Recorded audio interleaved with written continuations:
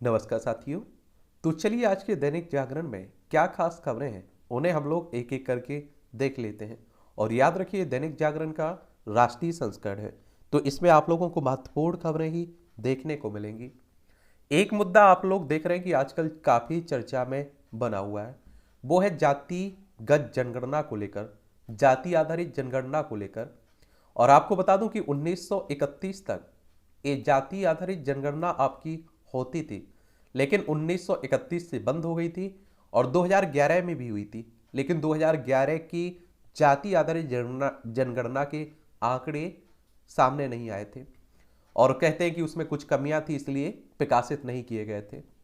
और जनगणना की बात करें तो आप देखते हैं कि हर 10 साल में होती है हमारे देश में। और ये पहली बार कब हुई थी? 1872 में, लॉर्ड मेयो के समय में। लेकिन नियमित जनगणना कब से शुरू हुई थी? 1881 में, लॉर्ड रिपन के समय में। तो ये जरूर आप लोग पॉइंट याद रखिएगा, ये क्वेश्चंस पूछ लेते हैं इनसे। और एक बात याद रखिए आप लोग, जाति आधारित जनगणना कहने का मतलब है कि जातियों की भी गणना हो, किन की संख्या कितनी हो इसके बारे में मालूम चले। और बहुत सारे लोग इसके पक्ष में भी हैं और कहते हैं कि अगर ऐसा हुआ तो सभी जातियों के लिए आप देखिए उनकी क्या समस्याएं हैं, कितनी भागीदारी कहाँ उन्हें मिल रही है, कैसे उनका समाधान हो सकता है, सरकार को कौन सी योजनाएं बनाना चाहिए, ये सब सावधानी होगी और आसानी होगी उसके लिए। और कुछ लोग इसके विपक्ष में वो ये कहते हैं, इसका विरोध करते हैं कि अगर ऐसा हुआ, जाति आधारित जनगणना हुई तो जातियों में आपसी दुश्मनी बढ़ेगी, हमारी जाति इतनी, हमारी जाति इतनी। तो इसको लेकर विरोध भी किया जाता है।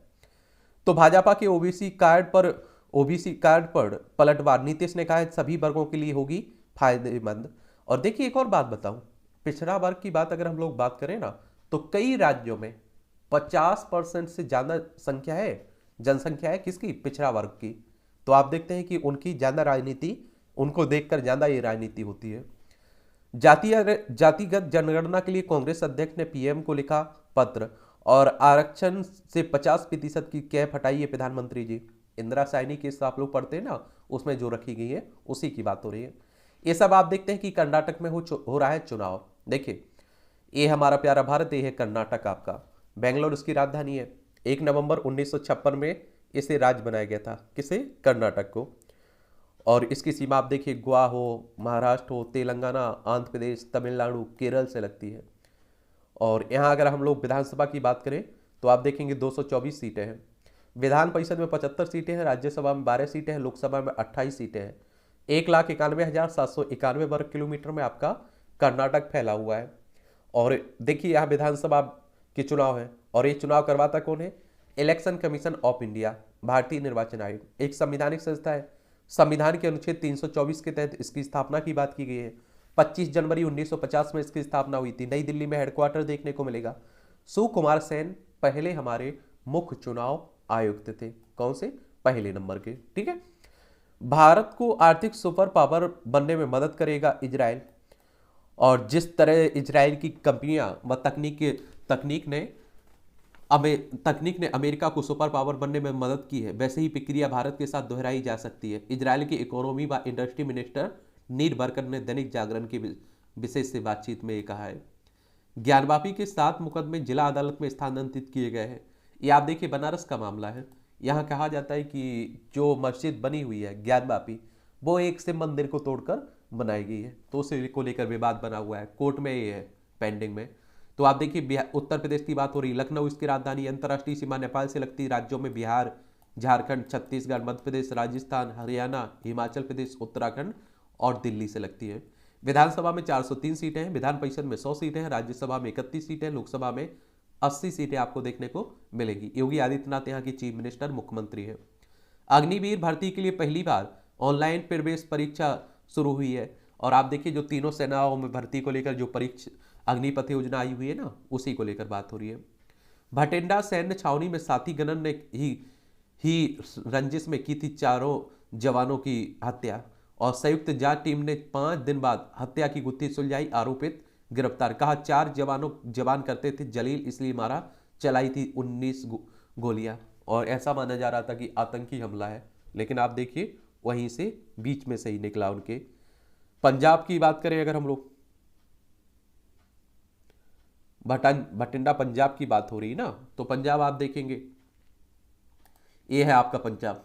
देखिए चंडीगढ़ इसकी राजधानी है, और आप सभी जानते हैं कि इसकी अगर बात करें अंतर्राष्ट्रीय सीमा पाकिस्तान से लगती राज्यों में राजस्थान, हरियाणा, हिमाचल प्रदेश, उत्तरा किससे, जम्मू कश्मीर से लगती है।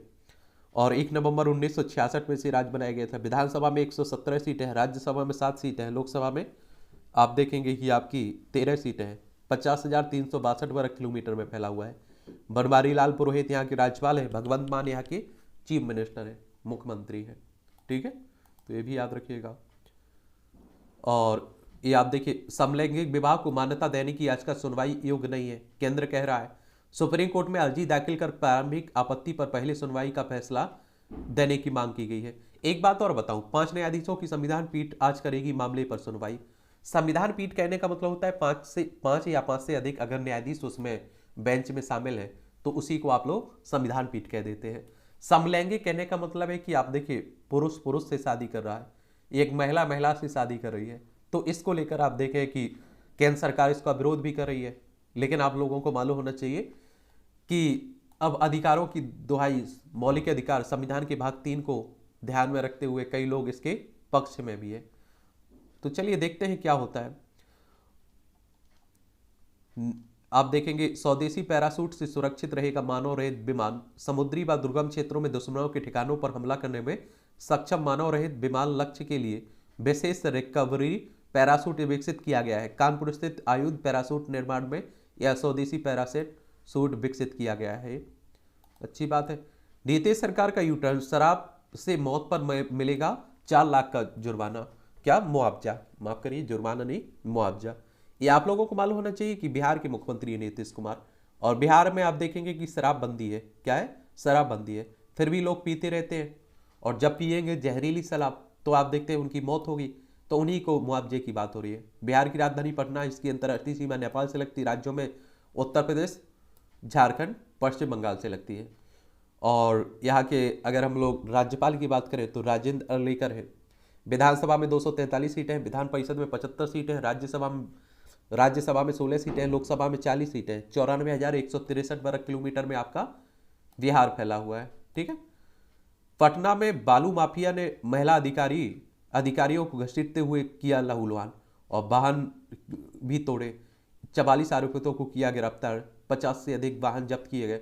ये आप देखिए, बालू माफिया, रेत की बात हो रही है, और अवैध रेत खनन होता रहता है, और इस समय आप देखिए सबसे ज्यादा रेत की जरूरत भी बढ़ रही है, तो उसको लेकर भी हो रहा है। श्री हरमिंदर मंदिर साहिब में पहरेदार ने युवती से कहा, यह पंजाब है, इंडिया नहीं, और एसजीपीसी ने मांगी माफी। ये चेहरे पर तिरंगा देख श्रद्धालुओं को श्री हरिमंदिर साहिब में जाने से रोका तो हुआ है विवाद। चलिए आप लोग देखिए, सिखों की छवि धूमिल करने का प्रयास है, ये आप देखते हैं धामी करें। एसजीपीसी के अध्यक्ष हरजिंदर सिंह धामी ने कहा है। एक बात आप लोगों को बता दूं मैं, देखिए खालिस्तान देश बनाने की बात होती रहती है सिख समुदाय के लिए, उसमें आप देखिए, लेकिन भारत का जो सिख समुदाय है वो इसके पक्ष में नहीं है। वो आप देखते हैं कि अपनी भारत की ही बात करता है। लेकिन आप देखिए, जो विदेशों में बैठे हुए खालिस्तान समर्थक, वो आप देखिए इसको समय समय पर हवा देते रहते। अभी अमृतपाल के द्वारा हवा दी जा रही है, अभी वो फरार भी है। अशरफ के बंद लिफाफे में हो सकता है हत्या का राज। ये आपने देखा है, अभी अतीक और अशरफ की जो पुलिस कस्टडी में कुछ हत्यारों ने हत्या कर दी, तो उसी को लेकर सब चल रहा है। अतीक अशरफ की वकील ने कहा है कि supreme court, Allahabad high court के चीफ जस्टिस और सीएम को भेजी गई चिट्ठियां। अतीक और अशरफ को इससे पहले 28 मार्च को एमपी एमएलए कोर्ट में पेशी पर लाया गया था, और सब चल रहा है। देखिए, पुलिस की कस्टडी में ही कोई आया और 3 लोग आए और मार दिया दोनों को। उत्तर प्रदेश की घटना है, कुछ भी हो सकता है। पहले बिहार भी इसी तरह की बातें होती थी, अब उत्तर प्रदेश में भी हो रही है। ये सभी खबरें आप देखते हैं राष्ट्रीय राजधानी दिल्ली से जुड़ी हुई है, और दिल्ली केंद्र शासित प्रदेश है। आप देखेंगे नई दिल्ली इसकी राजधानी है। अरविंद केजरीवाल यहाँ के चीफ मिनिस्टर हैं, बीके सक्सेना यहाँ के उपराज्यपाल हैं। विधानसभा में 70 सीटें हैं, राज्यसभा में 3 सीटें हैं, लोकसभा में 7 सीटें हैं। और अभी आप देखिए, आबकारी नीति को लेकर सीबीआई ने इन्हें बुलाया था, किसे, अरविंद केजरीवाल को। तो इन्होंने मोदी साहब पर एक चौथी पास राजा की कहानी सुना दी। मोदी साहब को चौथी पास राजा बता दिया। चलिए तो ये आप देखते रहिए। विशेष अधिकार समिति तलाशेगी एलजी के को समन की संभावना। ये आप देखते हैं। एक और बात आपको बता दूं, क्या है कि दिल्ली है केंद्र शासित प्रदेश, और आप लोगों को मालूम होना चाहिए कि केंद्र शासित प्रदेश है, इसलिए आप देखते हैं कि यहाँ चुने हुए मुख्यमंत्री के पास कम शक्तियां देखने को मिलती हैं, और यहाँ जो उपराज्यपाल होते हैं वो शक्तिशाली दिखाई देते हैं, और इसीलिए आप देख रहे हैं क्या हो रहा है, चर्चा बनी हुई है, और इसके शक्तियों को लेकर दोनों में भिड़ंत बनी रहती है, टकराव बना रहता है। ये मामला आपका अदालत में भी है। सैली और आले ने फिर किया नामांकन। ये आप लोगों को मालूम होगा कि महापौर प्रत्याशी के लिए बात हो रही है। नगर निगम के चुनाव हुए थे ना यहाँ, ठीक है। एलजी ने झूठी टिप्पणियों पर दी कानूनी कार्रवाई की चेतावनी। चलिए चलता रहता है। सिसोदिया समेत अन्य के खिलाफ पूरक आरोप पत्र दाखिल करेगी ईडी। ईडी यानी कि इन्फोर्समेंट डायरेक्टरेट की बात हो रही है। आप लोग बताइए इसकी स्थापना कब हुई थी, इसका हेडक्वार्टर कहाँ है। घेरना भाषण मामले में सुप्रीम कोर्ट ने दिल्ली पुलिस से मांगा जवाब। ठाकुर प्रवेश वर्मा के विरुद्ध दर्ज करने की मांग का मामला है। ये आप देखिए, दिल्ली में घेरना भरे जो आप देखते हैं कि नफरती भाषण दिए थे अनुराग ठाकुर, मंत्री हमारे केंद्रीय, और सांसद प्रवेश वर्मा, तो उन्हीं की बात हो रही है, ठीक है। जो गद्दारों को गोली मारो देश के, वही जो बयान दिया था उसी की बात हो रही है। 100% दिव्यांग युवती को 1 करोड़ का मुआवजा देने का आदेश दिया गया। 2007 में स्कूल से लौटते समय हुई थी दुर्घटना, तब से व्हीलचेयर पर है पीड़िता। भारत ने एफटीए करने के इच्छुक रूस इजराइल। एफटीए यानी कि मुक्त व्यापार समझौते की बात हो रही है, और अगर मुक्त व्यापार समझौता होता है तो व्यापार करने में आसानी होती है। एक दूसरा देश आप देखिए टैरिफ इतने आसानी से नहीं लगा पाता है। चुनाव आयुक्त गोयल की नियुक्ति पर दूसरी पीठ करेगी सुनवाई। जस्टिस जोसेफ नागरत्ना ने खुद को मामले की सुनवाई से किया अलग, और जज ने याचिकाकर्ता एनजीओ से पूछा नियुक्ति में किस नियम का हुआ है उल्लंघन। ये आप देखिए सुप्रीम कोर्ट में सुनवाई चल रही है, और जो आप देखते हैं कि चुनाव आयुक्तों की नियुक्ति होती है ना, तो उन्हीं में अरुण गोयल साहब हैं, तो उन्हीं की लेकर बात हो रही है। और सुप्रीम कोर्ट की अगर हम लोग बात करें तो एक संवैधानिक संस्था वो भी है, सर्वोच्च न्यायालय हमारा। संविधान के अनुच्छेद 124 के तहत उसकी स्थापना की बात की गई है। 28 जनवरी 1950 में स्थापना हुई थी, और इसमें आप देखते हैं कि जो न्यायाधीश रहते हैं उनकी सेवानिवृत्ति की उम्र 65 साल रखी गई है। 2047 तक विकसित होगा देश का हर गांव। 9 सतत विकास लक्ष्यों का किया स्थानीयकरण, और भविष्य के रोडमैप का होगा मंथन। और पुरस्कार वितरण के साथ राष्ट्रपति द्रौपदी मुर्मू ने आप देखेंगे पंचायत प्रोत्साहन सम्मेलन का शुभारंभ भी किया है।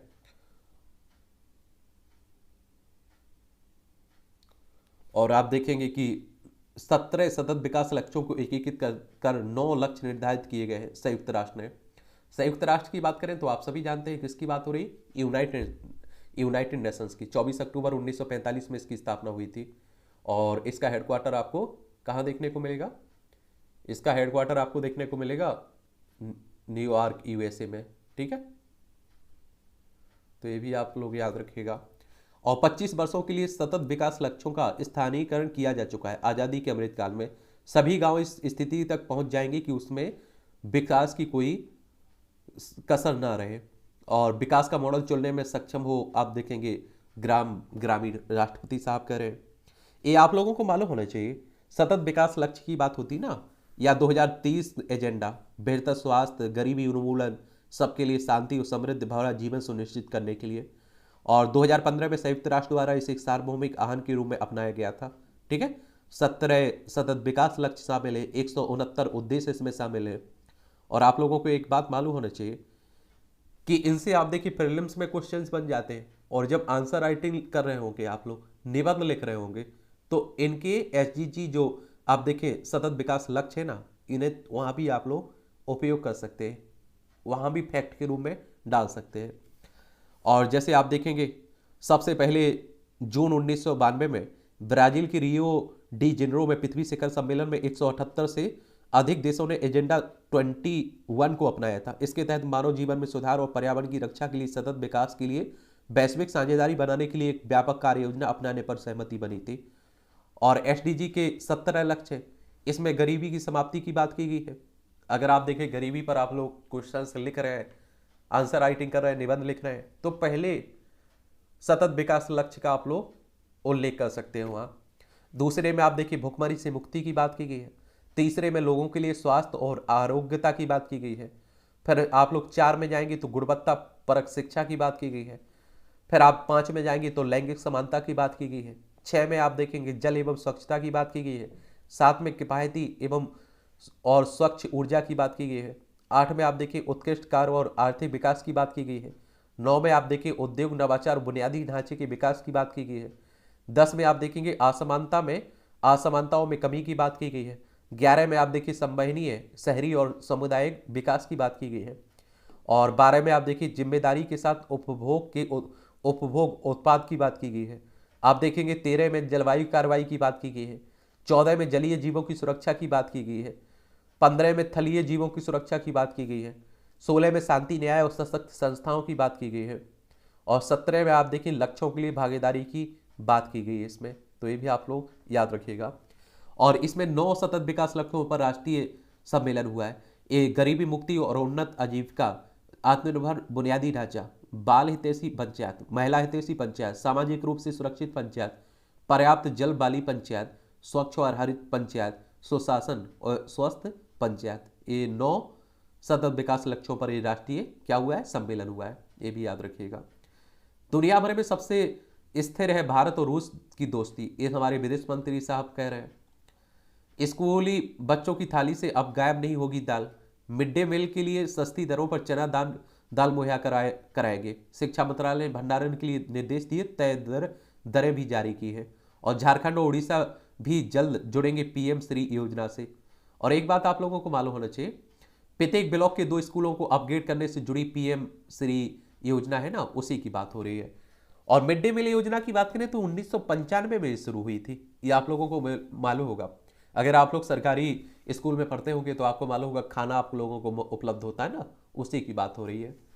वैश्विक बौद्ध शिखर सम्मेलन में शामिल नहीं होगा चीन। 2021 अप्रैल को नई दिल्ली में होगा सम्मेलन, पीएम करेंगे संबोधित। बौद्ध धर्म मानने वाले 30 देशों के 170 से ज्यादा प्रतिनिधि इसमें हिस्सा लेंगे, तो ये भी आप लोग याद रखिएगा। कांग्रेस के दौर में हटा मौलाना आजाद का उल्लेख। 2013 में हुआ था बदलाव, बस 2013 में, और 2014-15 में हुआ प्रभावी। कांग्रेस का आरोप, सरकार कर रही है इतिहास को दोबारा लिखने का प्रयास। एनसीईआरटी की सफाई, हालिया बदलाव का उससे कोई संबंध नहीं है। ये आपने देखा होगा एनसीईआरटी ने जो बदलाव किया है, कुछ आप देखें चैप्टर हटाए हैं, तो उसी को लेकर सब बात चल रहा है। एनसीईआरटी किताबें आप लोगों को पढ़ने के लिए भी कहा जाता है। अगर आप लोग सिविल सर्विस की तैयारी करें, स्टेट पीसीएस की तैयारी करें, तो ये आपका बेस मजबूत करती है। National council of educational research and training इस संस्था का नाम है। एक आप देखिए विश्वसनीय संस्था मानी जाती है। और भारत सरकार का एक स्वायत्त संगठन है, जिसे 1961 में सोसाइटी पंजीकरण अधिनियम के तहत साहित्य वैज्ञानिक और धर्मार सोसाइटी के रूप में स्थापित किया गया था। इसका मुख्यालय आपको नई दिल्ली में देखने को मिलेगी। हर नागरिक को मिले कल्याणकारी योजनाओं का लाभ, ये सुप्रीम कोर्ट कह रहा है, और मिलना भी चाहिए। ये आप देखिए इस तरह के कार्टून भी कई बार पूछ लेता है। येदियुरप्पा कर्नाटक चुनाव प्रचार, ये आप लोगों को मालूम होना चाहिए। क्या सोचते हैं आप लोग, अपनी राय दे सकते हैं इस पर।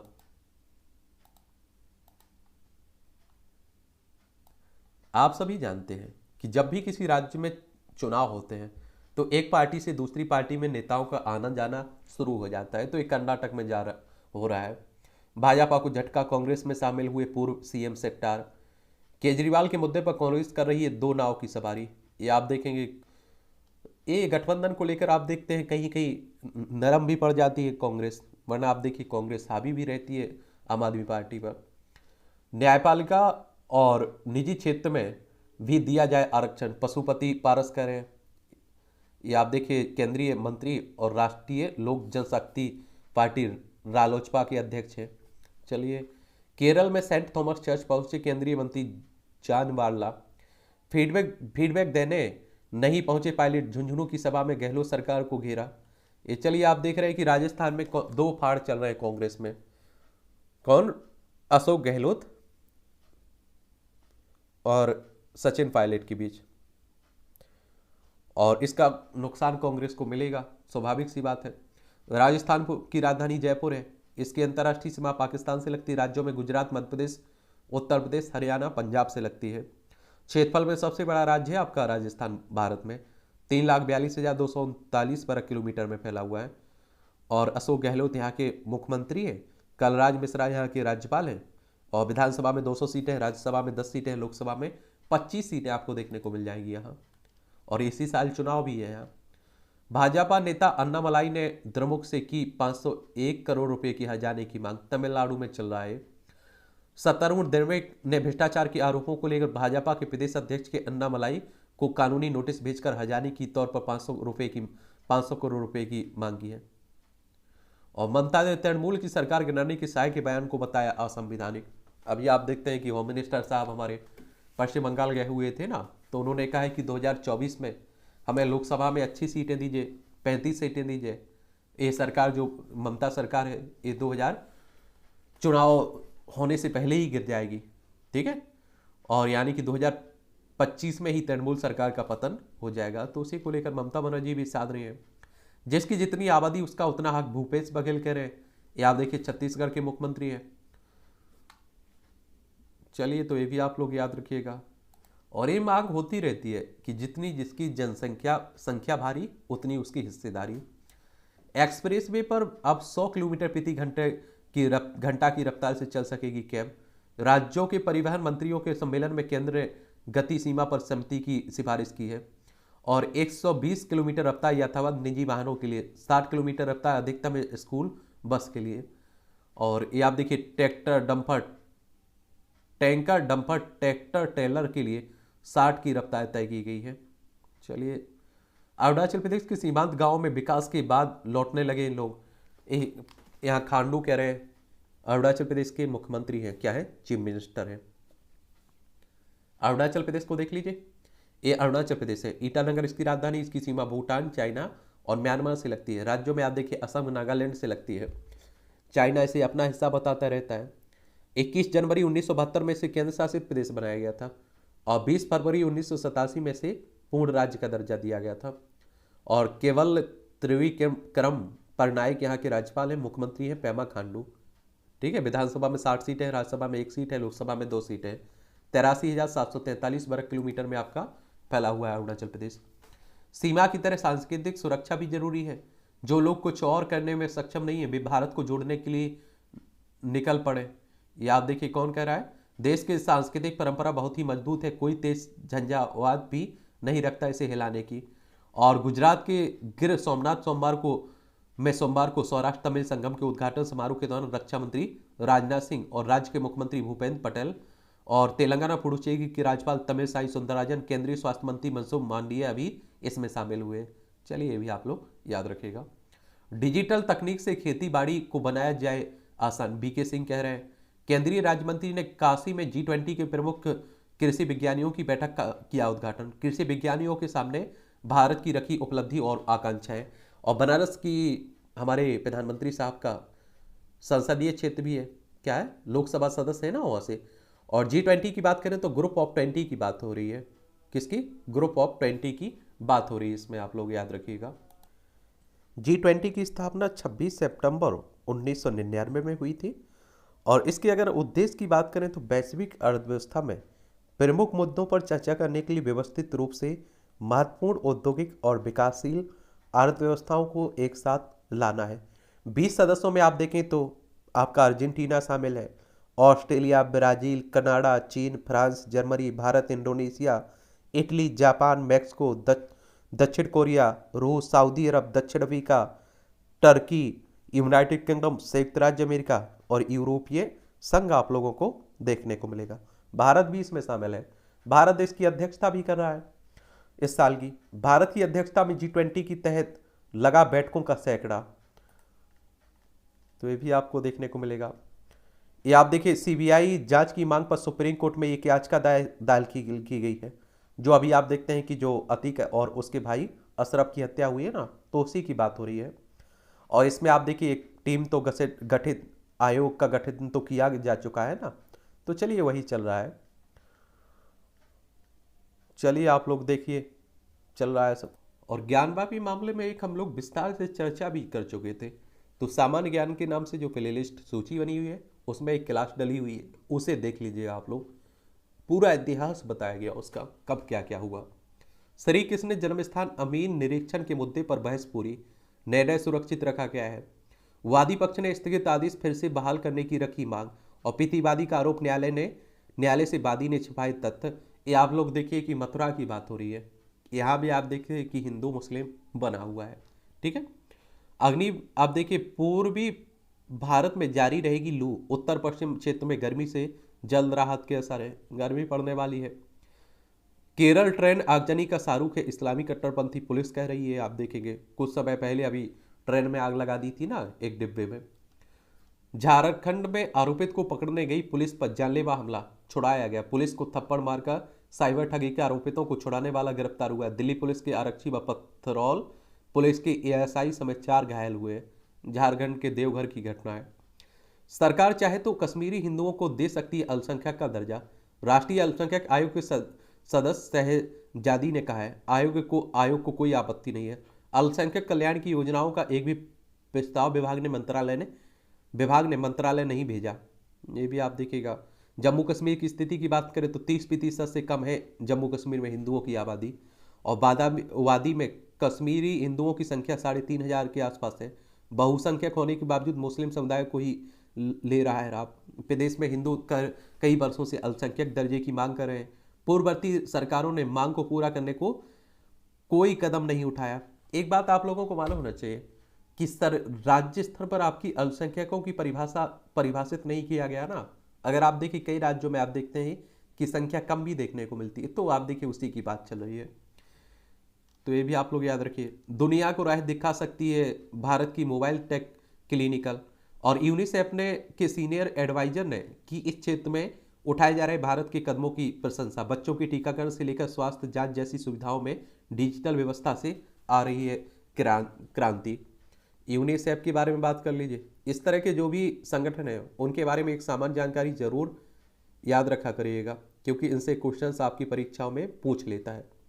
यूनिसेफ की स्थापना कब हुई थी? 11 दिसंबर 1946 में, और इसका हेडक्वार्टर न्यूयॉर्क यूएसए में आपको देखने को मिल जाएगा इसका हेडक्वार्टर। तृणमूल के एक और विधायक ने सीबीआई ने 72 घंटे की पूछताछ की और गिरफ्तार किया है। जो शिक्षक भर्ती घोटाला हुआ है ना पश्चिम बंगाल में, तो वही बात हो रही है। और आप लोगों को मालूम होना, जैसे सीबीआई की बात करते हैं तो सेंट्रल ब्यूरो ऑफ इन्वेस्टिगेशन की बात कर रहा हूँ। 1 अप्रैल 1963 में इसकी स्थापना हुई थी। नई दिल्ली में हेडक्वार्टर देखने को मिलेगा। ठीक है, और पहले ममता के भतीजे को समन भेजा, फिर वापस लिया। विवादों में सीबीआई है। और आप देखिए सीबीआई और ईडी, इस पर बहुत सारे आप देखते हैं कि आरोप लगते रहते हैं। राजनीतिक दुर्भावना के रूप में एक काम करती है। तो ये आप देखिए कांग्रेस के समय भी लगते थे और बीजेपी के समय लग रहे हैं, और जो आप देखिए सत्ता में आएंगे आगे भी केंद्र में, उस पर भी आरोप लगेंगे, क्योंकि इसमें इस तरह के कई मामले देखे जाते हैं जो आप देखते हैं कि राजनीतिक दुश्मनी निकालने के लिए भी किए जाते हैं। निजी भागीदारी को बढ़ावा देगी नई अंतरिक्ष नीति, हमारे केंद्रीय विज्ञान और प्रौद्योगिकी मंत्री जितेंद्र सिंह कह रहे हैं। और आतंकी कृत्य के साक्ष्य मिले, बेंगलोर दंगों के आरोपित की याचिका खारिज की गई है। 2020 में हुए थे ना दंगे, वही की बात हो रही है। नागरिकों के देशभक्त होने से बड़ा बनता है कोई भी राष्ट्र, ये भी आप देखिएगा। आरएसएस प्रमुख कह रहे हैं, राष्ट्रीय स्वयंसेवक संघ के प्रमुख कह रहे हैं। कोरोना संक्रमण से 27 की मौत, सक्रिय मामलों की संख्या 60,000 के पास पहुंची है। तो आप लोग ध्यान रखिए, फिर से बढ़ रहा है, आपको अपने परिवार का ध्यान रखना है। और अब ट्रेन के एसी कोच में खुद बना सकेंगे चाय, गर्म कर सकेंगे दूध। अपनी क्षमता से 100 किलोमीटर प्रति घंटा कम रफ्तार से दौड़ रही है तेज ट्रेन वंदे भारत। ये आप देखिए, तिरुवनंतपुरम से कन्नूर तक वंदे भारत ट्रेन का ट्रायल रन पूरा हुआ है ना, तो उसी को लेकर। राजस्थान के मंत्री पर परेशान करने का आरोप लगाकर की आत्महत्या। जलदाय मंत्री महेश जोशी समेत कुछ लोगों पर परेशान करने का आरोप लगाया है। आप देखिए, एक व्यक्ति ने 300 वर्ष पुरानी हस्तलिखित महाभारत सहेजे हैं मुस्लिम परिवार। ये आप देखिए, 300 वर्ष पहले जमींदार करामत हुसैन ने किया था अनुवाद। रायबरेली से शाहजहांपुर व लखनऊ आकर बस गए स्वजन। तो ये भी आप लोगों को उर्दू में लिखी हुई है महाभारत की कृति, तो ये भी आप लोग देखिए। अगर धर्म ग्रंथों को, कोई भी धर्म का ग्रंथ हो, अगर उसे अच्छी तरीके से समझा जाए, पढ़ा जाए, तो वो एक देखते हैं कि मानवता का संदेश देती है। लेकिन आजकल आप देखिए धर्मगुरु अपने अपने हिसाब से आप देख रहे हैं कि परिभाषाएं गढ़ दे रहे हैं। ये आपका संपादकीय पाठ है, एडिटोरियल है, जो आप देखते हैं कि प्रीलिम्स हो, मुख्य परीक्षा हो, इंटरव्यू हो, हर जगह आपको मदद देते हैं। कानूनी सुधार की दिशा में सार्थक पहल। तो आप देखिए, आर्थिक विकास के लिए कानूनी सुधारों और आपराधिक न्याय प्रणाली में सुधार अति आवश्यक है, लेकिन अक्सर इसकी अनदेखी की जाती है। ऐसे सुधार संपत्ति के अधिकारों को संरक्षण, अनुबंधों और प्रवर्तन और विवादों के उचित निपटान को सुनिश्चित करते हुए उद्यमों के संचालन के लिए स्थायी व एवं भरोसेमंद परिवेश बनाते हैं। आपराधिक न्याय प्रणाली में सुधार से अपराधों पर भी अंकुश लगता है, सुरक्षा की भावना बढ़ती है, निवेश एवं आर्थिक वृद्धि के लिए अनुकूल माहौल बनता है। एक मजबूत कानूनी एवं आपराधिक न्याय प्रणाली भ्रष्टाचार पर प्रहार करने के साथ ही प्रतिस्पर्धा को प्रोत्साहन देकर सशक्त एवं समावेशी है आर्थिकी की राह तैयार करती है। और इसलिए सतत एवं टिकाऊ आर्थिक विकास के लिए कानूनी एवं आपराधिक न्याय प्रणाली में सुधार आवश्यक ही नहीं है, अपितु अनिवार्य भी हो जाते हैं। और इस दिशा में हाल ही में हुए एक पहल पर लोगों का बहुत ज़्यादा ध्यान नहीं गया है। यह पहल है इंटर ओवरेबल क्रिमिनल जस्टिस सिस्टम के रूप में। सुप्रीम कोर्ट की ई कमेटी ने ICJS की संकल्पना की है, जिसे गृह मंत्रालय द्वारा सिरे चढ़ाया जा रहा है। इसका उद्देश्य आपराधिक न्याय प्रणाली के विभिन्न तत्वों के बीच डाटा और खुफिया जानकारी की निर्बाध साझेदारी करना है, और इसमें न्यायिक संस्थानों और कानून प्रवर्तन करने वाली एजेंसियों, दंडात्मक इकाइयों और फॉरेंसिक साइंस लैब्स को एक एकीकृत मंच पर लाना है। और कुछ लोगों को यही लग सकता है कि यह एक रिकॉर्ड के डिजिटलीकरण का ही एक और प्रयास है, लेकिन यह उससे कहीं बढ़कर है। और इसका उद्देश्य आपराधिक न्याय प्रणाली के सभी स्तंभों के बीच सुगम डाटा आदान प्रदान सुनिश्चित कर एक सुसंगत एवं सक्षम आपराधिक न्याय प्रणाली स्थापित करना है। और इसमें आप देखें FIR, केस नंबर और प्रिजन ID जैसे पहलुओं को जोड़कर राष्ट्रीय अपराध एवं आपराधिक डाटा सर्च के लिए केंद्रीकृत प्लेटफॉर्म बनाया जा रहा है, और जिसमें पंजीकरण से लेकर कारावास तक के मामले की निर्बाध निगरानी हो सके। और इसमें मामलों से जुड़े सूचनाओं का ऐसा डैशबोर्ड और रिपोर्टिंग सिस्टम भी उपलब्ध होगा, जो सभी अंशभागियों को उनकी आवश्यकता के अनुसार तत्काल जानकारी प्रदान करेगा। डाटा एनालिटिक्स आपराधिक रुझानों की पड़ताल करेंगे, जिससे उनसे निपटने के लिए जरूरी तौर तरीके अपनाए जा सकेंगे। और इसमें अदालती कार्यवाही के लिए वीडियो कॉन्फ्रेंसिंग के लिए भी गुंजाइश बनाई जाएगी। और माना जा रहा है कि इससे न्याय मिलने में सहूलियत में बढ़ेगी, और आपराधिक न्याय प्रणाली के विभिन्न स्तंभों के बीच सूचना और डाटा की निर्बाध साझेदारी के भारत जैसे देश में बड़े लाभ होंगे। और इससे न केवल न्याय प्रणाली का संचालन बेहतर होगा, बल्कि समग्र प्रभाव उत्पादकता भी बढ़ेगी। जैसे सूचनाओं और डाटा की त्वरित साझेदारी से संचार और निर्णय प्रक्रिया में लगने वाला समय घटेगा। इससे आपराधिक जांच, सुनवाई और अन्य संबंधित प्रक्रियाओं में तेजी आएगी। और एकीकृत प्लेटफॉर्म के रूप में यह आपराधिक प्रणाली से जुड़े विभिन्न निकायों के बीच बेहतर तालमेल बनाएगा, और इससे संवाद एवं सहयोग के बीच में आने वाले अवरोध दूर होंगे। जब डाटा एकल प्लेटफॉर्म पर साझा होगा तो इसमें मानवीय भूल और सूचनाओं के दोहराव की आशंका भी घटेगी, और इससे सभी संस्थानों की सटीक सूचनाओं और डाटा तक पहुंच बढ़ेगी, तो उचित निर्णय लिए जाने की दृष्टि से अत्यंत महत्वपूर्ण है। और इस पहल से पारदर्शिता एवं जवाबदेही भी बढ़ेगी, और इससे भ्रष्टाचार पर अंकुश लगाने, जनता का भरोसा बढ़ाने और लोगों को उनकी करतूतों की सजा दिलाने में भी भारी मदद मिलेगी। और चूंकि इसमें आप देखें कई संस्थान कंधे से कंधा मिलाकर काम करेंगे, तो संसाधनों का भी बेहतर उपयोग होगा और तंत्र के संचालन की लागत भी घटेगी। इससे विभिन्न संस्थाओं की बेहतर निगरानी के साथ उनका उचित रूप से आकलन भी आसान होगा, जिससे पता चल सकेगा कि कहाँ सुधार की गुंजाइश है और नीतियों को किस प्रकार आकार दिया जाए। ऐसे एकीकृत मंच से डाटा सुरक्षा भी बेहतर होगी और उसमें सेंधमारी की आशंका घटेगी। भारत जैसे देश में जहां आपराधिक न्याय प्रणाली लंबित मामलों के अंबार, मानव संसाधनों के अभाव और पुराने पड़ चुके बुनियादी ढांचे जैसे तमाम चुनौतियों से दो चार है, वहां डाटा और सूचनाओं का ऐसा अविरल प्रभाव समूचे तंत्र के संचालन में व्यापक सुधार करने वाला सिद्ध होगा।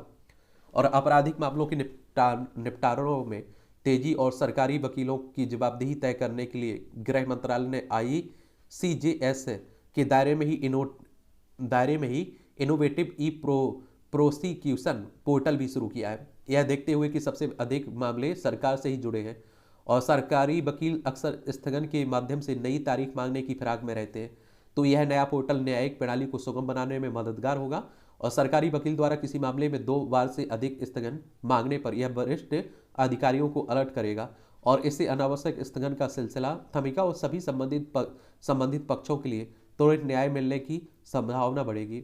और ई प्रोसिक्यूशन मॉड्यूल को तमाम जिलों में लागू कर दिया गया है और कई में लागू करने की योजना भी है।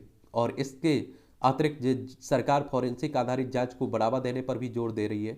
सरकार की योजना दोष सिद्धि की दर में सुधार के लिए साथ ही भारतीय दंड संहिता के कायाकल्प की भी है और इससे 6 वर्ष से अधिक की सजा वाले मामलों में फॉरेंसिक साक्ष्यों को इकट्ठा करना अनिवार्य बनाया जाना भी शामिल है।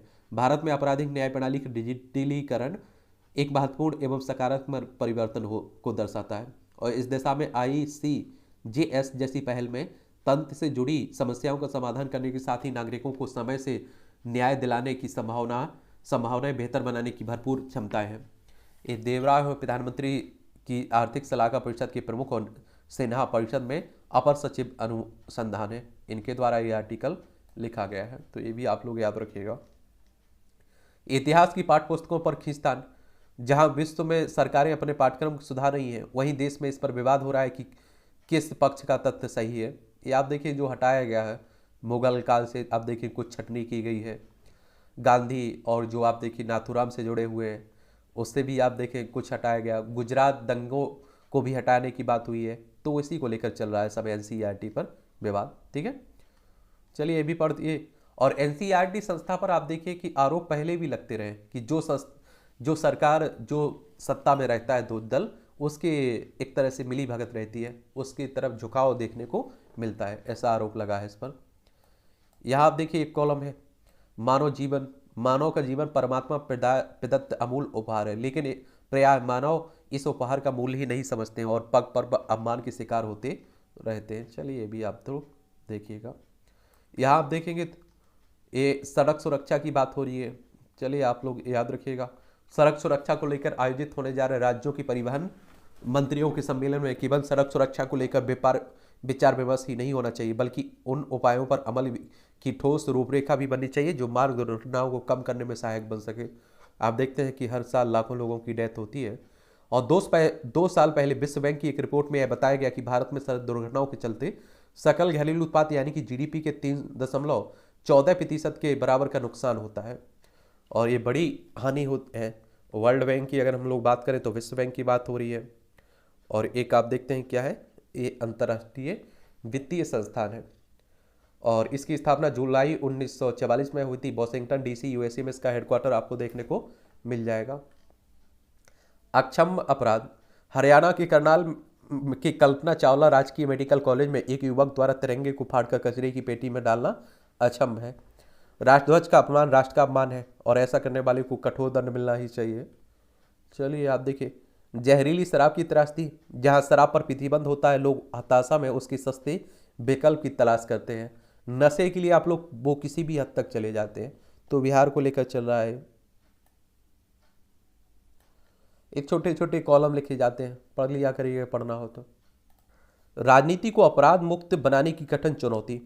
केंद्रीय चुनाव आयोग ने राजनीति के अपराधीकरण पर अंकुश लगाने के उद्देश्य से हाल ही में सर्वोच्च न्यायालय में हलफनामा दायर कर कहा है कि आयोग राजनीति को अपराध मुक्त बनाना चाहता है और गंभीर अपराध के आरोपितों को चुनाव लड़ने से रोकने की मांग वाली याचिका पर सर्वोच्च न्यायालय सुनवाई कर रहा है। चिंता की बात है कि वर्तमान भारतीय राजनीति अपराधीकरण का दंश झेल रही है, जबकि लोकतंत्र में जनता ही शासक है।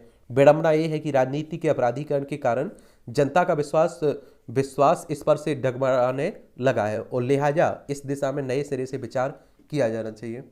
राजनीति के अपराधीकरण की या अपराधी का राजनीतिकरण अगर की जाए तो आप देखते हैं, अगर आप लोग देखें लोकसभा, राज्यसभा, विधानसभा के सदस्यों के बारे में पढ़ें तो आधे से अधिक आपको ऐसे देखने को मिलेंगे जिन पर गंभीर मामले दर्ज हैं, हत्याओं के, बलात्कारों के, डकैती के आप देखेंगे।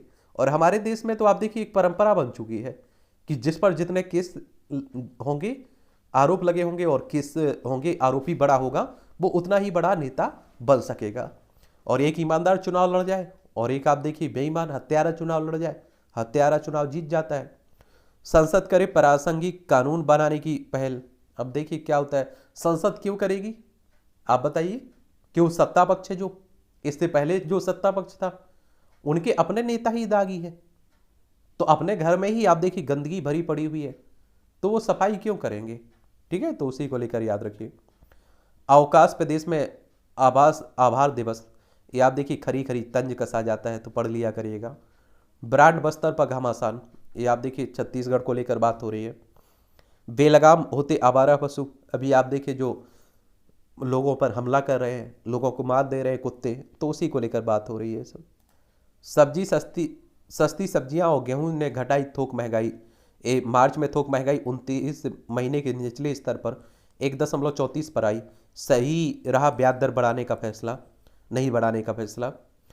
और 2022-23 में यात्री वाहनों का निर्यात 15% बढ़ा। देखिए, निर्यात का मतलब होता है कुछ आप लोग बेच रहे हैं, आयात का मतलब होता है कुछ खरीद रहे हैं। और मार्च में पीईबीसी के जरिए निवेश 4% बढ़ा। ये आप देखिए प्राइवेट इक्विटी और वेंचर कैपिटल की बात हो रही है। गोल्ड ईटीएफ में सिर्फ 653 करोड़ रुपए का निवेश, ये गोल्ड एक्सचेंज ट्रेडेड फंड की बात हो रही है। वेदांत का दक्षिण कोरिया की 20 कंपनियों से समझौता हुआ है, वेदांत समूह का। मार्केटिंग में लगाए सरकारी बीमा कंपनियों के कर्मचारी। ये बाजारों की तेजी थमी, इन्फोसिस ने 9% की बड़ी गिरावट की गई है। गेहूं की सरकारी खरीद 18% घटकर 41 लाख टन रही। और एप्पल के पहले स्टोर की लॉन्चिंग आज टिम कुक मुंबई पहुंचे हैं, देख लीजिए। डब्ल्यूटीओ ने भारत के खिलाफ सुनाया फैसला। विश्व व्यापार संगठन ने सूचना एवं दूरसंचार तकनीक से जुड़े उत्पादों पर आयात शुल्क लगाने के मामले में भारत के खिलाफ फैसला दिया है। डब्ल्यूटीओ ने यूरोपीय यूनियन, जापान और ताइवान की शिकायत पर यह फैसला किया है कि भारत ने इस फैसले को चुनौती देने की बात कही है।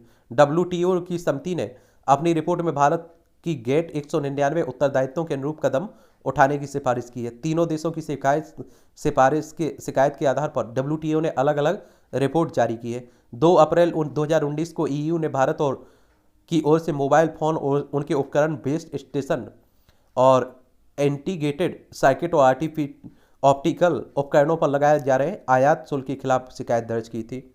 और ये आप देखिए डब्ल्यूटीओ की बात करें तो वर्ल्ड ट्रेड ऑर्गेनाइजेशन की बात हो रही है, विश्व व्यापार संगठन की बात हो रही है। इसकी स्थापना कब हुई थी? इसकी स्थापना आप देखिए 1 जनवरी 1995 में हुई थी। जेनेवा स्विट्जरलैंड में इसका हेडक्वार्टर आपको देखने को मिलेगा। दाल के बढ़ते दामों पर सख्त हुई सरकार। आंध्र प्रदेश में मौजूदा व पूर्व विधायक की हत्या के 2 आरोपित को जमानत मिली हुई। महाराष्ट्र भूषण समारोह के दौरान हुई मौतें सिंधे सरकार के लिए बने परेशानी। भीषण गर्मी और तेज धूप के चलते अब देखिए 12 लोगों की मौत हुई है ना, तो उसी की बात हो रही है। रेलवे का राजस्व गत वर्ष के मुकाबले 49,000 करोड़ रुपए अधिक रहा है इस और करना होगा शराबबंदी का समर्थन, नीतीश कुमार कह रहे हैं। रेलवे का कमाल, पद रिक्त नहीं, हो गई सैकड़ों की भर्ती। देखिए, ताइवान जल डमरू मध्य में बड़ा तनाव, अमेरिका ने भेजा युद्धपोत। ये आप लोगों को मालूम होना चाहिए कि देखिए हमारी प्यारी पृथ्वी है, इसमें आप देखिए ये हमारा प्यारा भारत है। यहाँ आपको ताइवान देखने को मिलेगा, ताइपे इसकी राजधानी है। ये चाइना कहता है हमारा हिस्सा है, चाइना अपने दबदबे की बात करता रहता है। तो चीन ने कहा है उसकी घटना पर नजर है, कुछ दिन पूर्व ही किया गया था यहाँ युद्धाभ्यास। और अमेरिका ने दक्षिण कोरिया, जापान के साथ किया सैन्य अभ्यास। तो ये भी आप देखें, यही आपको दक्षिण कोरिया देखने को मिल जाएगा। ये दक्षिण कोरिया है, ये आप देखिए जापान है, यहाँ उत्तर कोरिया देखने को मिल रहा है, ये पूरा चाइना फैला हुआ है। G7 देशों के राजनयिकों ने चीन और रूस की आक्रामकता को नकारा। चलिए G7 के बारे में बता देता हूँ, इससे भी क्वेश्चंस पूछ लेता है। G7 की बात हो रही है। ग्रुप ऑफ 7 के नाम से जानते हैं। Canada, France, Germany, Italy, Japan, United kingdom, संयुक्त राज्य अमेरिका से मिलकर बना है एक अंतर सरकारी राजनीतिक मंच। ये आप लोग याद रखिएगा। इसका गठन वैसे आप देखिए 25 मार्च 1973 में हुआ था और पहला G6 शिखर सम्मेलन 15 नवंबर 1975 में हुआ था। तो ये भी याद रखा करिएगा। चलिए आगे चलते हैं। पाकिस्तान में ईश्वर निंदा के आरोप में चीनी नागरिक को किया गया गिरफ्तार। ईश्वर की निंदा। लंदन से जल्द लौटेंगी नवाज, चुनाव प्रचार की संभालेंगी जिम्मेदारी, राना सनाउल्लाह कह रहे हैं। पाकिस्तान के गृह मंत्री ने कहा है, पूर्व प्रधानमंत्री है ना नवाज। भारत फ्रांस के सैन्य अभ्यासों में 5 और देशों की वायुसेना लेगी भाग। ये भी आप देखिए, इसमें आप देखें कि कौन कौन लेगा? जर्मनी, इटली और नीदरलैंड, ब्रिटेन और स्पेन आप देखें इसमें भाग लेगी। सूडान में सत्ता संघर्ष तीसरे दिन भी जारी रहा। अब तक 97 लोगों की मौत हो गई है। खार्तूम और ओम डरमन में हवाई हमले और गोलाबारी भी तेज हुई है। सुनक पर पत्नी को लाभ पहुंचाने का आरोप लगाया, संसद ने शुरू की जांच। या आप देखिए भारतीय मूल के क्या है, ये ऋषि सुनक है, ब्रिटेन के प्रधानमंत्री। म्यांमार में 3000 कैदियों को आम माफी की घोषणा की गई है। ये म्यांमार आप देखिए मिजोरम, मणिपुर, नागालैंड, अरुणाचल प्रदेश की सीमा लगती है। इफ्तार की तैयारी कर रहा था दुबई अग्निकांड मृत भारतीय दंपत्ति। नेपाल में माउंट अन्नपूर्णा पर भारतीय पर्वतारोही लापता। ये आप देखिए माउंट एवरेस्ट भी आप देखते हैं नेपाल में ही देखने को मिलता है। देखिए उत्तराखंड, उत्तर प्रदेश, बिहार, सिक्किम और पश्चिम बंगाल 5 राज्यों की सीमा लगती है हमारी। श्रीलंका के लुप्त प्राय बंदरों पर चीन कर सकता है परीक्षण। ये आप देखिए पड़ोसी हमारा श्रीलंका है। ये आप देखिए पाक जलडमरू मन्नार की खाड़ी आप लोगों को यहीं देखने को मिलती है। ब्रिटेन में नानक दरबार गुरुद्वारे ने झूठी नौकरी के विज्ञापनों से किया सावधान। रूसी सरकार के शीर्ष विरोधी को 25 साल की सजा सुनाई गई। यूक्रेन युद्ध को लेकर रूस की सार्वजनिक रूप से आलोचना मामले में कोर्ट ने देशद्रोह का आरोपी माना इसे। मॉस्को में सोमवार को न्यायालय में सुनवाई के दौरान कटघरे में खड़े हुए आलोचक पत्रकार व्लादिमीर करामुर्जा। समुद्र में तैरता मिला 36 अरब रुपए का कोकेन। देख लीजिए इटली में सिसिली के पूर्वी तट पर। ये आप देखिए खेल का क्षेत्र है, इसका भी एक ओवरव्यू ले लिया करिएगा। आईपीएल में सबसे बड़ी जीत दर्ज करने से चूकी आरसीबी। और आप लोगों को मालूम है चेन्नई सुपर किंग्स ने रॉयल चैलेंजर्स बेंगलोर को रोमांचक मुकाबले में 8 रन से हराया। ये आप लोगों को मालूम होना चाहिए कि 2008 में हुआ था ना शुरू हुए आईपीएल। तो खत्म हो जाने दीजिए, एक ओवरव्यू हम लोग ले लेंगे इसमें, ठीक है। मेसी और हॉलैंड के बीच बैलन ड्योर की होड़ है। और नित्या शिवन ने पैरा बैडमिंटन इंटरनेशनल में जीते 2 पदक। एशियाई चैंपियनशिप ट्रॉफी हॉकी की मेजबानी करेगा चेन्नई। अभिनेता माधवन के पुत्र वेदांत ने जीते 5 स्वर्ण। बॉलीवुड अभिनेता है ना आर माधवन के पुत्र वेदांत ने कुआलालंपुर में आयोजित हुई मलेशियाई इवेंट एज ग्रुप तैराकी चैंपियनशिप में 5 स्वर्ण पदक जीते। अब 3 मई को होगा लखनऊ और चेन्नई सुपर किंग्स का मैच। शिवा नेहा ने जीते ट्रायल। हरियाणा के शिवा नरवाल ने भारतीय निशानेबाजी के लिए मध्य प्रदेश राज्य निशानेबाजी अकादमी रेंज पर हुए पुरुष का 10 मीटर एयर पिस्टल चैन ट्रायल जीत लिया है। उत्तर प्रदेश की नेहा ने महिला वर्ग में जीत दर्ज की है। फार्मूला ई कार का परीक्षण करेंगे जिहान दारूवाला। वानखेड़े स्टेडियम से 5 सट्टेबाजी पकड़े गए हैं। देख लीजिए ओरई में दिन दहाड़े छात्रा की गोली मारकर हत्या, आरोपित मुठभेड़ में घायल हुआ है। उत्तर प्रदेश की घटना है। प्रेमिका की मांग पूरी करने के लिए आईआईटी इंजीनियर बना लुटेरा। देखिए भ्रष्टाचार समाज के लिए गंभीर खतरा, सख्ती से निपटे कोर्ट। ये वित्तीय लेन देन में सत्यनिष्ठा नियम अपवाद नहीं, सुप्रीम कोर्ट कह रहा है। एक आईआरएस अधिकारी की अग्रिम जमानत खारिज की है। सीबीआई की अपील पर गुजरात हाईकोर्ट का आदेश किया है रद्द। आप देखेंगे अध्यात्म में भरोसा रखते हैं तो इस पर भी पढ़ लिया करिएगा। जीवन के पड़ाव की यात्रा, गंगोत्री, यमुनोत्री, केदारनाथ, बद्रीनाथ जाते रहते हैं ना। 4 धाम का अगर यमुनोत्री की बात करें तो मान्यता ऐसी है कि यमुनोत्री धाम असित मुनि का निवास था और यहाँ 19वीं सदी में बने मंदिर के गर्भगृह में देवी यमुना के काले संगमरमर की मूर्ति विराजमान है। यहाँ गंगोत्री की मान्यता बात करें तो मान्यता ऐसी कि श्री राम के पूर्वज और रघुकुल के चक्रवर्ती राजा भागीरथ की तपस्या से प्रसन्न होकर शिव कृपा ने देवी गंगा ने इस स्थान पर आप देखेंगे कि स्थान पर धरती स्पर्श किया था। और 18वीं सदी में बने यहाँ के मंदिर में शिवलिंग के रूप में एक नैसर्गिक चट्टान भागीरथी नदी में जलमग्न है। केदारनाथ धाम 12 ज्योतिर्लिंग और पंच केदार में से एक माना जाता है। मंदिर के गर्भगृह में स्वयंभू शिवलिंग विराजमान है। कहते हैं कि 8वीं सदी में चारों दिशाओं में 4 धाम स्थापित करने के बाद 32 वर्ष की आयु में आदि शंकराचार्य ने केदारनाथ धाम में ही समाधि ली थी। बद्रीनाथ भू बैकुंठ कहा जाने वाला बद्रीनाथ धाम भगवान विष्णु को समर्पित है। बद्रीनाथ मंदिर के गर्भगृह में श्री विष्णु के साथ नर नारायण ध्यानावस्था में विराजमान है। नीलोपता की चमक आप देखते रहा करिएगा। ऑनलाइन बुकिंग कराने वाले 13,000 तीर्थयात्री ही कर सकेंगे प्रतिदिन दर्शन। केदारनाथ धाम की व्यवस्था हो रही है। विधवा बहू को सास ससुर को गुजारा भत्ता देने की जरूरत नहीं, बॉम्बे हाईकोर्ट कह रहा है। ओमान ने किया शिवपुरी में काले हिरण का शिकार, नहीं लौटा कूनो। ए ओमान ने कूनो से बाहर गए चीते की आबादी से दूर मिली लोकेशन। चलिए आप देखते हैं कि ये आप देखिए मध्य प्रदेश में शिवपुर में आपको देखने को मिलता है। फंड न मिलने से बंद होने के कारण पर दिल्ली का अफगानी स्कूल, अफगान शरणार्थी के बच्चों के लिए भोगल में चल रहा है ना स्कूल। तालिबान ने स्कूल की मान्यता कर दी रद्द, संकट में 280 बच्चों का भविष्य है।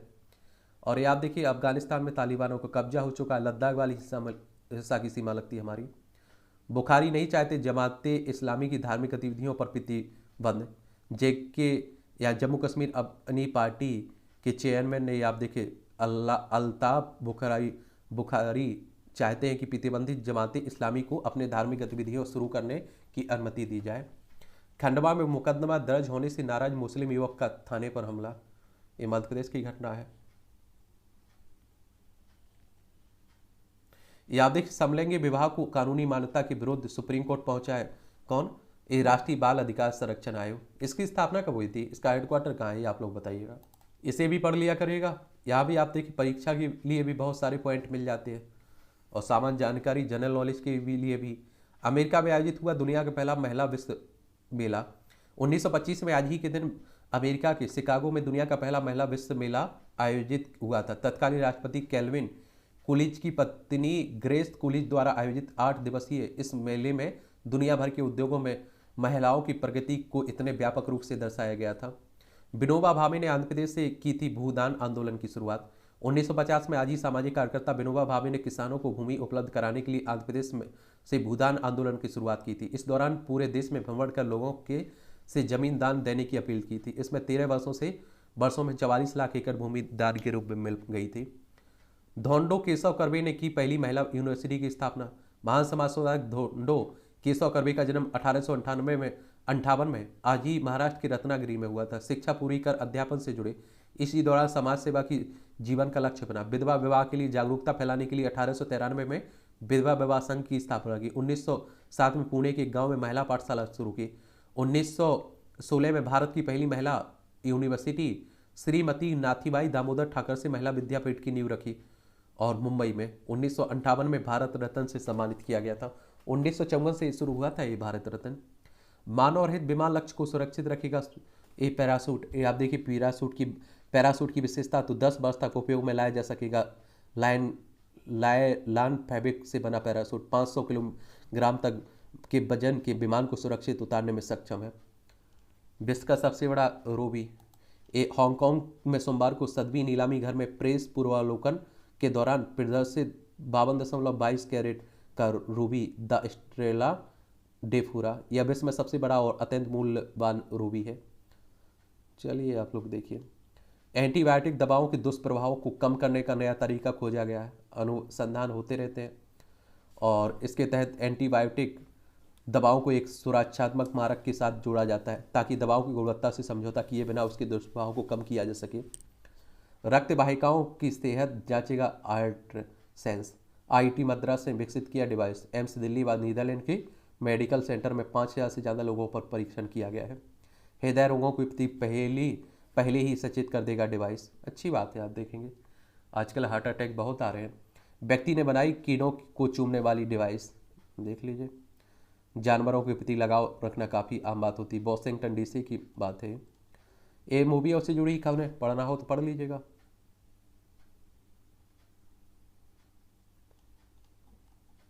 और इस तरह से आप देखेंगे आज के किसकी, आज आप देखेंगे कि आज के न्यूज़पेपर की कहानी ख़त्म होती है। आप लोग पढ़ते रहिए, एंजॉय करते रहिए और आप लोग देखेंगे क्या देखेंगे कि आपके कोई सवाल हो, सुझाव हो तो मेरे लिए आप लोग भेज सकते हैं।